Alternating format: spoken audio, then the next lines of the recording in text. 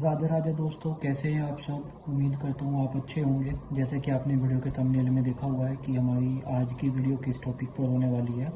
Video शुरू करने से पहले प्लीज़ आप अगर इस चैनल पर नए हैं तो इस चैनल को सब्सक्राइब कर दीजिए, लाइक कर दीजिए। अपनी डिटेल आप हमें कमेंट भी भेज सकते हैं।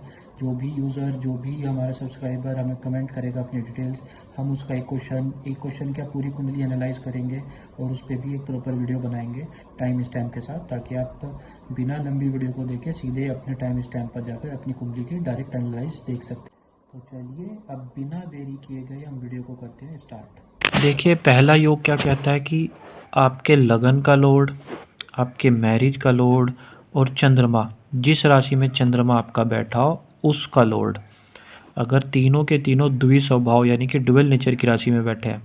जैसे कि हमने बताया था, डुअल नेचर की राशि होती है 3 नंबर की राशि, 6 नंबर की राशि, 9 नंबर की राशि या 12 नंबर की राशि। 3 नंबर की राशि मिथुन, 6 नंबर की कन्या, 9 नंबर की धनु, 12 नंबर की मीन। तो राशि से याद मत रखिए, आप बस इतना याद रखिए कि आपके लगन का लॉर्ड, मैरिज का लॉर्ड और जिस राशि में चंद्रमा बैठा है उसका लॉर्ड, यानी कि जो आपकी चंद्र राशि बनेगी उनके लॉर्ड अगर 3 नंबर की राशि, 6 नंबर की राशि, 9 नंबर की राशि या 12 नंबर की राशि में बैठते हैं। सिर्फ एक नहीं, तीनों को ही द्विस्वभाव ड्यूअल नेचर की राशि में बैठना पड़ेगा। तो तीनों बैठते हैं तो ऐसे व्यक्ति के, ऐसे जातक जातिका के 2 विवाह होते हैं। अब इसको उदाहरण के तौर पे हम समझते हैं। ये आपका यहाँ पे लिखा है 5 नंबर, 6, ये आपका 7, ये आपका 8, ये 9, ये 10, ये 11, ये 12, ये 1, ये 2, ये 3, ये 4। तो लगन का स्वामी हो गया सूर्य, ठीक, 5 नंबर की राशि से। विवाह का स्वामी हो गया शनि, 11 नंबर की राशि से। और चंद्रमा आपका बैठता है यहाँ पर, फॉर एग्जाम्पल 2 नंबर की राशि यानी कि शुक्र। तो अब इस कुंडली में अगर इस जातक का सूर्य, शनि और जहाँ पे चंद्रमा बैठा है शुक्र, अगर तीनों के तीनों प्लैनेट किसी द्विस्वभाव की राशि में 3, 6, 9, 12 नंबर की राशि में बैठते हैं तो ऐसे व्यक्ति के 2 विवाह होते हैं। तो चलिए समझते हैं इसको। यहाँ पे लिखा है 5, यहाँ पे लिखा है 6, यहाँ पे 7, यहाँ पे 8, 9, 10, 11, 12, 1, 2, 3, 4। तो अगर आप अब ध्यान से देखेंगे, सूर्य सूर्य द्विस्वभाव की राशि में, सपोज कीजिए यहाँ पे बैठ गया आपका सूर्य, ठीक है, इस भाव में आके बैठ गया आपका सूर्य जो लगन का लॉर्ड बनता है। शनि द्विस्वभाव की राशि कन्या राशि, शनि बैठ गया आपका यहाँ पर, ठीक है। उसके बाद चंद्रमा हमने यहाँ रखा था, चंद्रमा बैठा था शुक्र की राशि में, यानी कि शुक्र आपका द्विस्वभाव राशि में बैठ जाए। अब द्विस्वभाव की राशि कौन सी होती है? एक 12 होगी, एक 6 होगी और एक 3 हो गई, है ना। 9 नंबर की भी होती है। अब शुक्र आपका या तो यहाँ बैठ जाए या शुक्र आपका यहाँ भी बैठ जाए, तो तीनों ग्रह, लगन का स्वामी, विवाह भाव का स्वामी और जहाँ चंद्रमा बैठा था उस घर का स्वामी, तीनों के तीनों द्विस्वभाव राशि यानी कि 3 नंबर, 6 नंबर, 9 नंबर की राशि में या 3, 6, 12 नंबर की राशि में या 6, 3, 12 नंबर की राशि में बैठे हैं तो ऐसे जातक के 2 विवाह देखे गए हैं।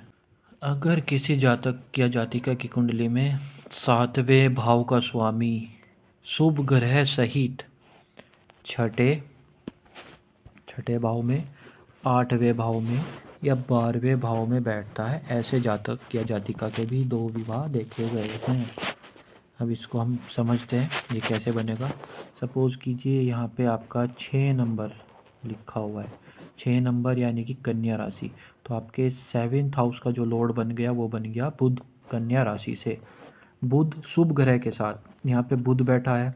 शुभ ग्रह कौन से होते हैं? सूर्य, चंद्र, गुरु।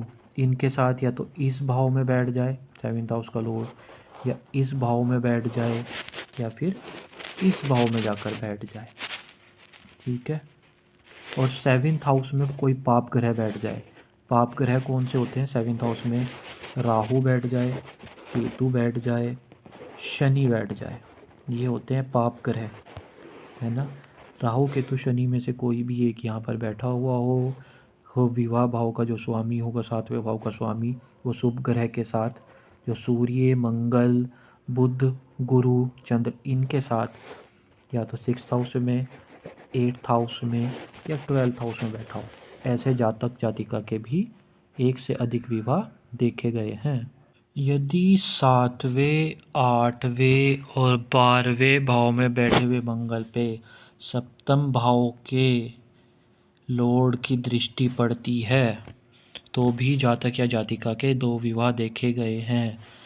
फॉर एग्ज़ाम्पल, आपका मंगल यहाँ पर बैठा है, आपका मंगल यहाँ बैठा है, या आपका मंगल 12वें घर में यहाँ बैठा है और यहाँ पे लिखी है 9 नंबर की राशि। 9 नंबर मतलब गुरु बृहस्पति। तो गुरु बृहस्पति मंगल को 7वें भाव, 8वें भाव और 9वें भाव, 12वें भाव के मंगल को अगर दृष्ट करते हैं तो ऐसे जातक जातिका के भी 2 विवाह देखे गए हैं। अगर गुरु बृहस्पति इस भाव में आकर बैठ गए तो इस वाले मंगल पे 12वीं दृष्टि पड़ेगी, 9वीं दृष्टि पड़ेगी। तो गुरु बृहस्पति चौथे भाव में है, जो विवाह भाव के भी स्वामी है, 12वें भाव में मंगल बैठा हुआ है, तो व्यक्ति के, जातक या जातिका के 2 विवाह देखे गए हैं। उसके विपरीत गुरु बृहस्पति अगर यहाँ पर बैठे हैं तो यहाँ से गुरु बृहस्पति की 9वीं की बजाय 5वीं दृष्टि पड़ जाएगी और मंगल आपके विवाह भाव में बैठा हुआ है, तो भी 2 विवाह होंगे।